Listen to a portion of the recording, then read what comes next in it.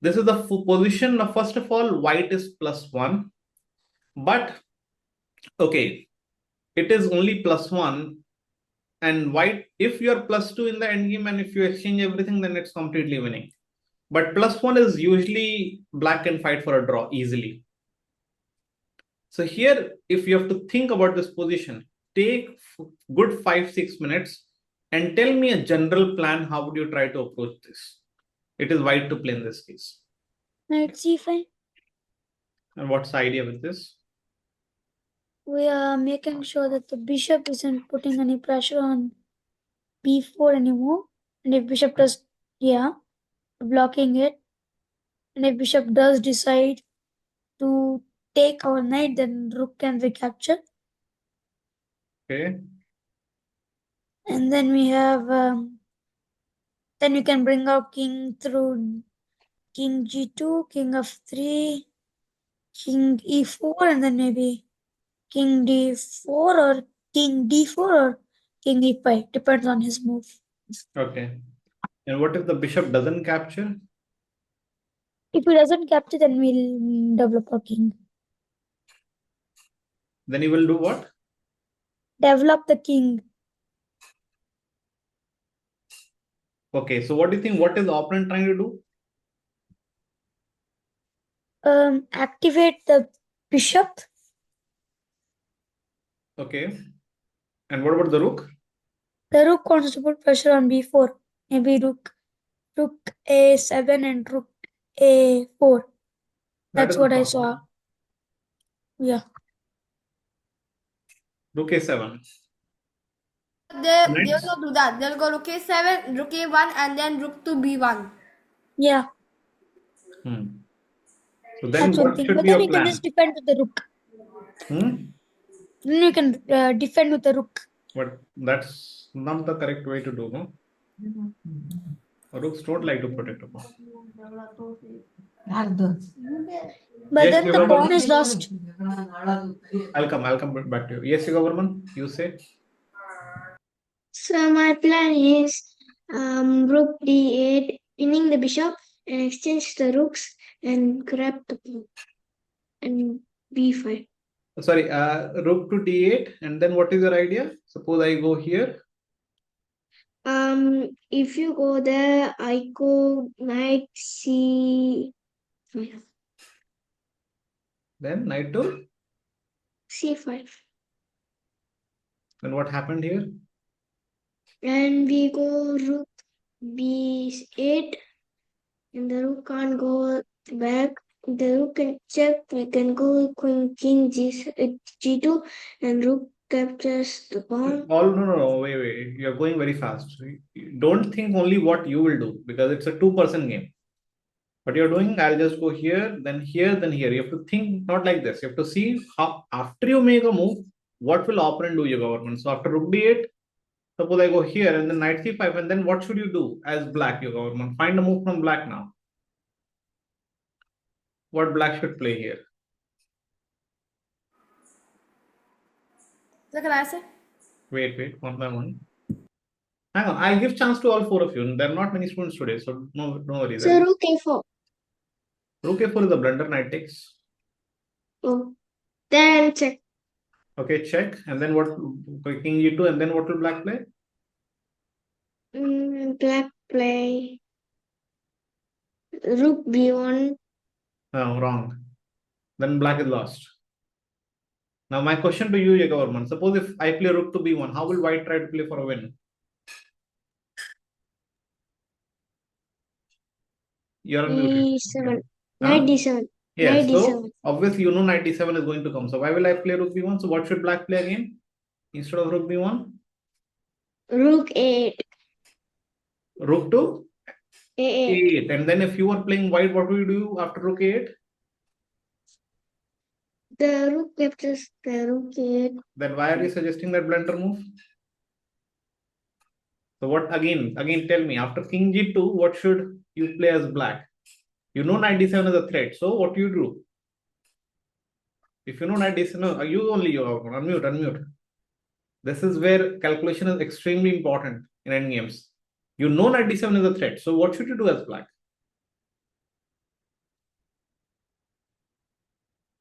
Rook,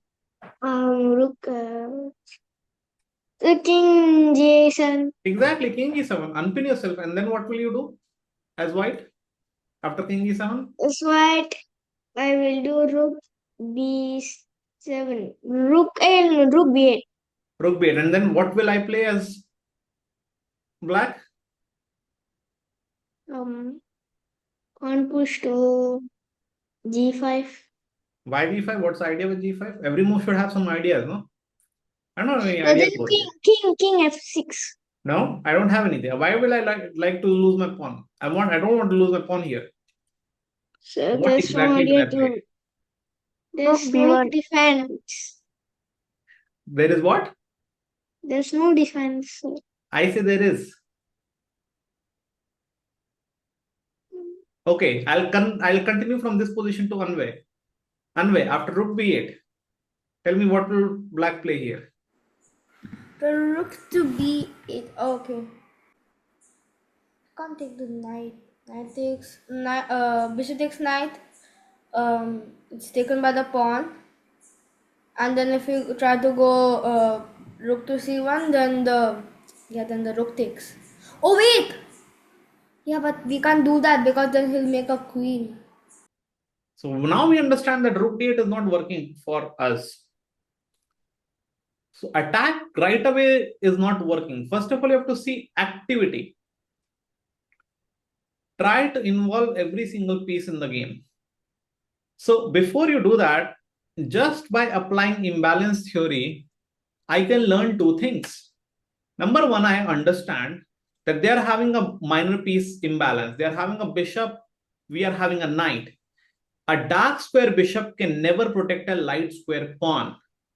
But knights can change color. So knight can always protect the pawn. Always it will be able to find a way to protect the pawn. But this bishop will never be able to protect a pawn. So suddenly in my mind, I understand that, okay, the only chance for white to win this game is if white is able to get this pawn for free and if this pawn gets a passed pawn.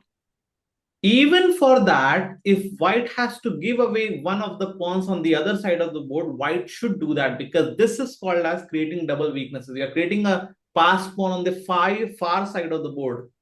And that is where they will get a bit confused. Where should I really play? Should I play on the king side? Should I play on the queen side? So not rook d8. You have to understand this, that the pawn on b5 is more weak as compared to pawn on b4.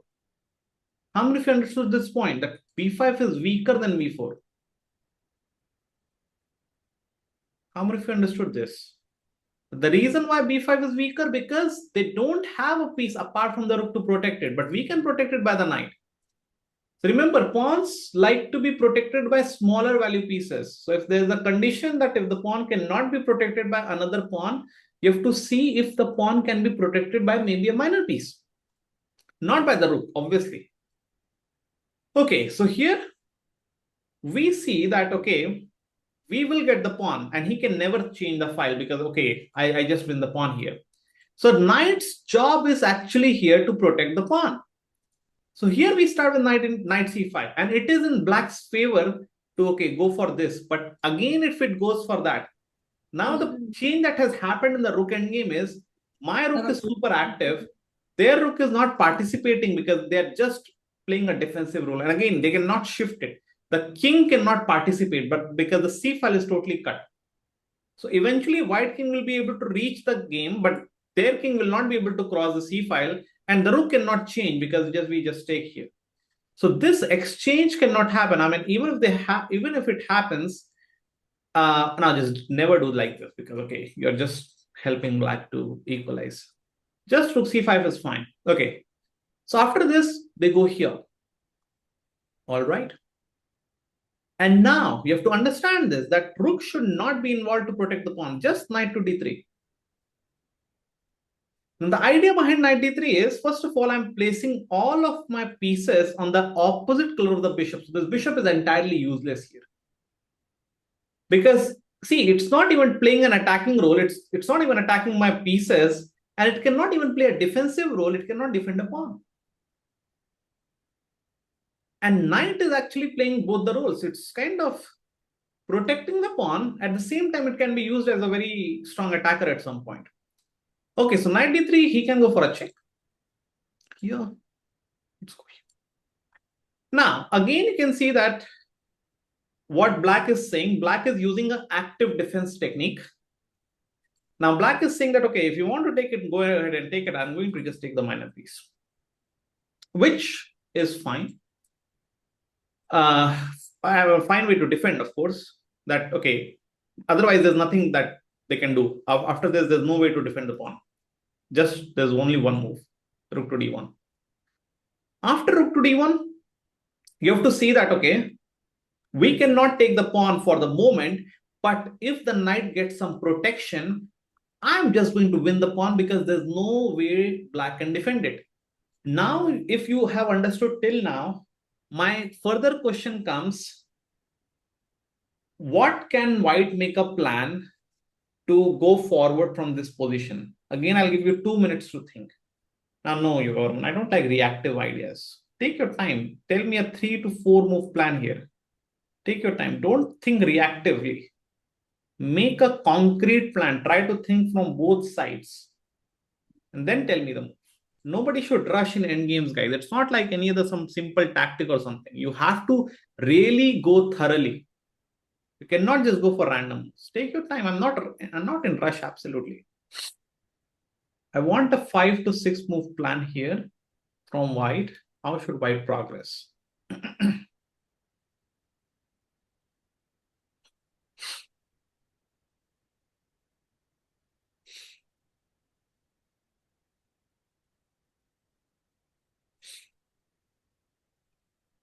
Yes, Krishna, tell me.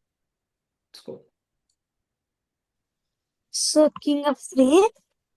And what do you think? What will black play? Tell me good moves from black. Rook d2. Very good. Then And then h4. on h4. What's the idea behind h4? So that I wanted to play e4 and king e3. But then problem is after rook d1 and king e2, he can go rook h1 and the h pawn is lost. Okay, so you play h4. Now tell me good move from black.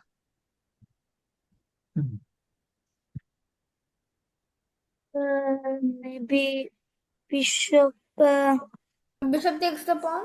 No. Wait. Only one student at a Bishop time. g7. What is the idea behind bishop g7? Not bishop g7. It was f5. What is the idea behind f5? Stop me from playing e4.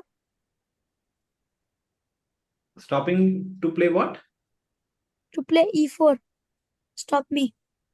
Stop you from playing e4. So can you not play e4 anyways? Then he takes and it's a check, so I have to recapture and then So then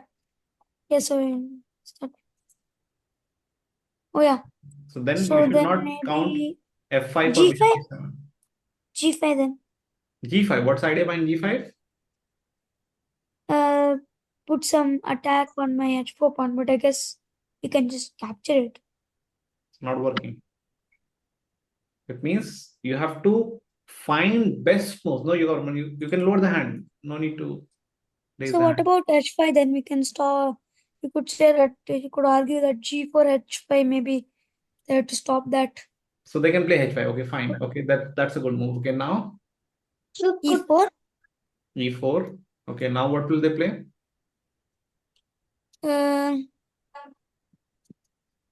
Maybe they might play. Can they play? Yeah, they can play f6. Sorry? f6. What is the idea? Bishop e7 and then g5. But why can I not play bishop h6 right away? Yeah, the bishop h6 is nice. Yes, so you can play bishop h6. And Then now what will you play? can either move your knight out or you can go for a longer journey to kick the rook. But if you just move your knight out, then you can recapture the rook with the pawn and then because the rook will be guarded by e4 pawn. So we can move the knight out. So maybe let's just say knight g5. And Knight then c5. Mm-hmm. And then rook takes rook. No, wait. Why do you think black will take rook? What is If black's he takes, main problem? he You have to might, see. he could play rook b1 though. Yes. Rook b1 can happen. Rook b2, I mean. Yeah, rook So, b2. so again, you'll have to repeat knight d3 back. And remember, black is more than happy for a draw here. Maybe knight c5 is not that strong.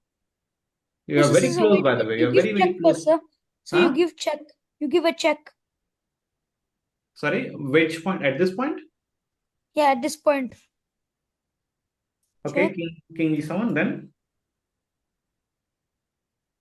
Then wait, pawns on h5, right? Their pawn is on h5, yeah?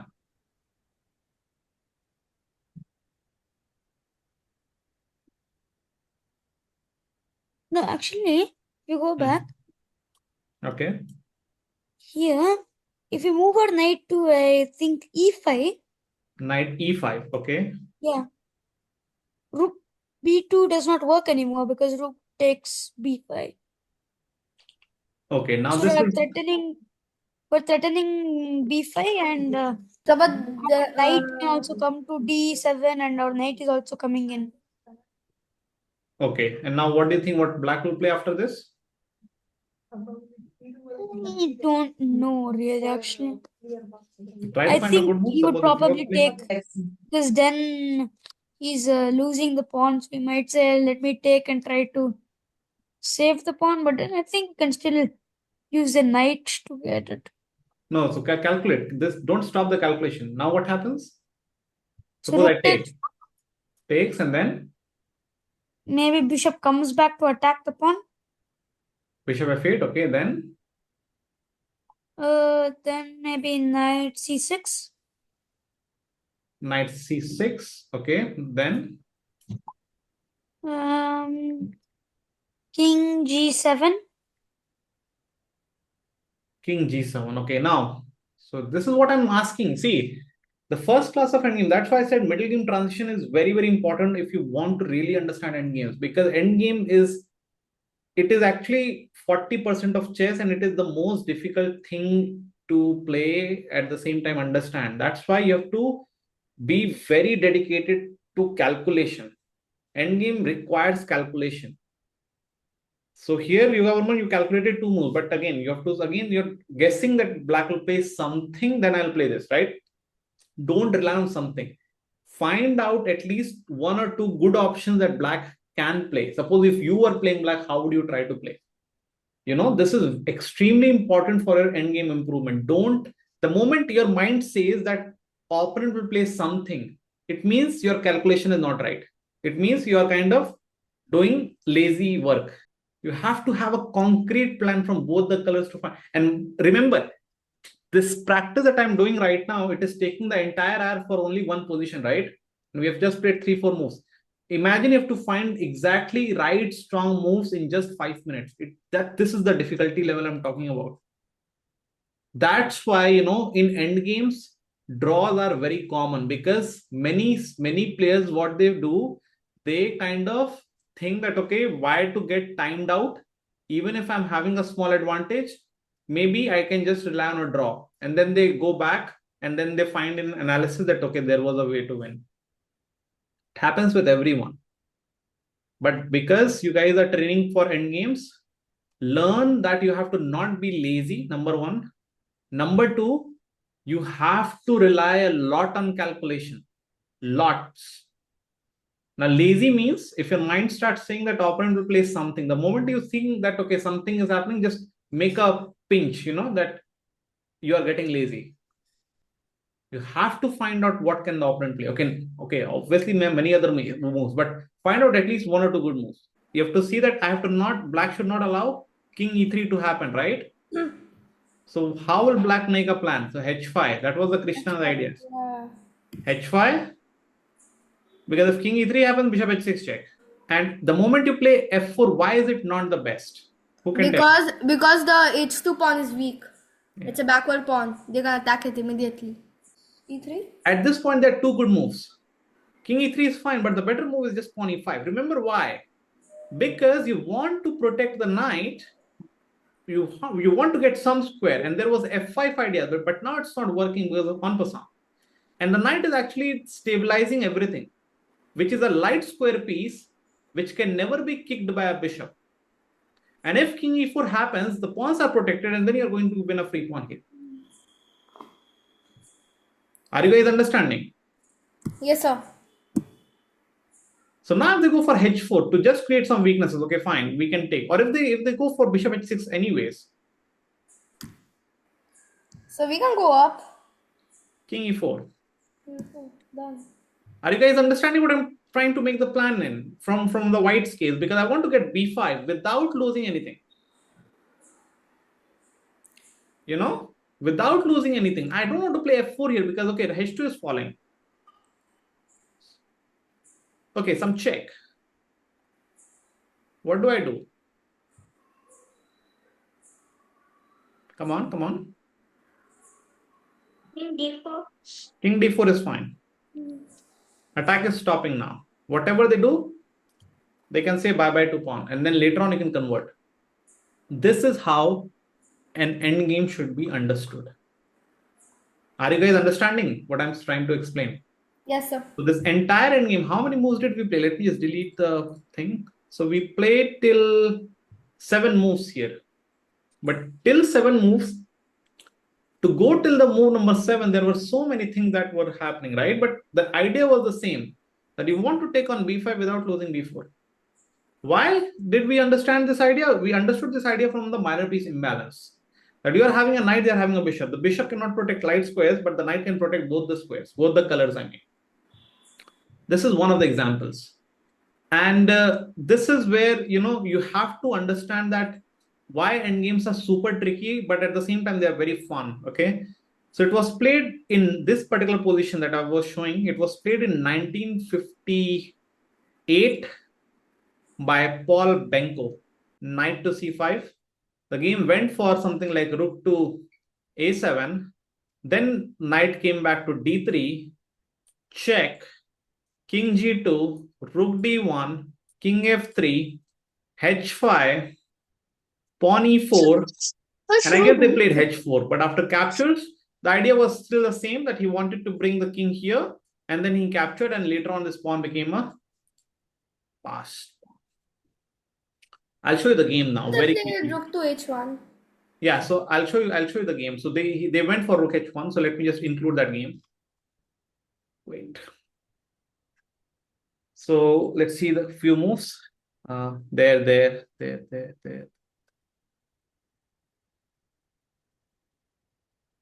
E4. So till here, you guys reached the position, right? H4 now takes. And now the idea is they want to go for the H pawn. King e2, rook H1 takes. And now exactly this point has been like I started the class with. If you are able to create a passed pawn on the far side of the board, you will always have that advantage. Even if for that you have to give away the other pawn. So here after takes, you can understand that here, first of all, we are +2, and +2 is a winning advantage in any case. And now after rook to b8, you can see that the rook, even though it captured the pawn on the h file, it is actually not a participant in the game, right? It has to waste. It has to waste couple of moves to come back and participate. And that's where tempos become so important in the end game. Okay, rook h4. So they found a better plan actually. Rook h4, b5. And now the problem is again with this idea, the problem is, okay, you can forget about playing this because of the knight. So king e7, e6. And now they have, again, they're returning for the same idea. See? Because the rook is so much out of the game that they have to waste a couple of moves. Okay, now rook to b7, rook to b1. So again, which piece should now start participating, all of you? Which is the main piece that we want to start participating? Yes. First of all, f4 to cement, and now, okay, king starts participating. Here, bring the king out, because the rook doesn't have too many squares to move. Goes back, and he goes down. Now you can see that basically Knight can always create a shielding, right? And then we can push the pawn. So here Benko goes for the similar idea. Goes here. G5. Takes. King e7. And now, once you see that you're having such a winning pawn and you're already having a shielding, can you write me in the chat what should white play? So now we have a 2-move idea to win the game. It is basically you just take, and the idea goes that if you take, remember we talked about the shielding, and the rook cannot participate. Okay, there's one check, but okay, after king moves, he goes back and just knight to c6 covers the square, so rook cannot defend. So in the game, actually, they captured the pawn, but okay, after this, I'll stop because later on you can see that okay, there's a minor piece extra. +4 is actually a very strong advantage to convert.